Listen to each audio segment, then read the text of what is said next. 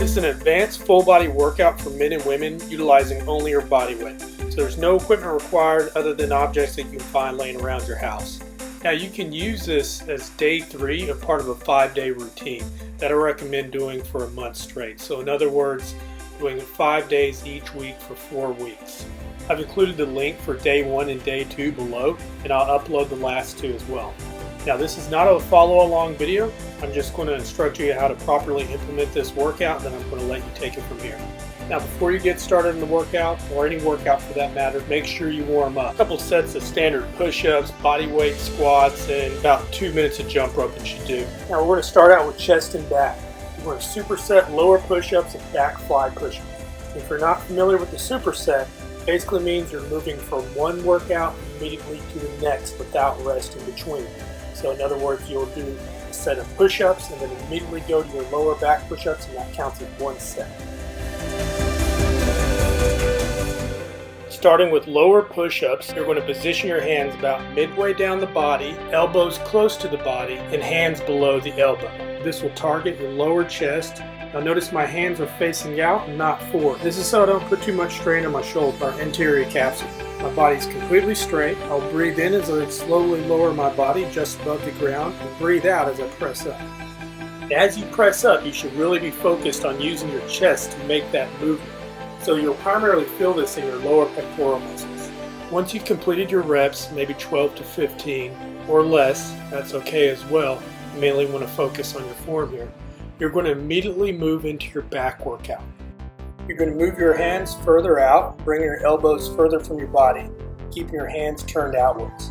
As you can see from this view, my hands are no longer directly below my elbows, but slightly past. Your position will look a lot like you're doing dumbbell flies with the ground. Now this is where it gets somewhat tricky and why I say there's an advanced workout. When pressing up, you'll focus on using your back muscles instead of your chest to make this movement. So you need to flex your lats, large muscles below your shoulder blades and opposite of your chest. So again, you're going to flex your back muscles as you press away from the ground. You can picture the movement as if your lats are wings and you're trying to flap them in order to fly off. So once you completed 12 to 15 reps, you finished your first superset.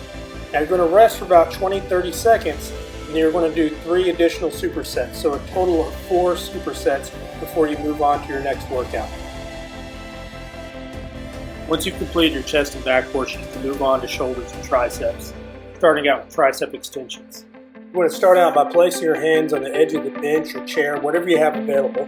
Space them out about shoulder to hip distance. You're going to move into a plank position by engaging your core to keep your body as straight as possible. You can bend your elbows to form about a 90-degree angle with your arms. The forehead should be just right above the bench now.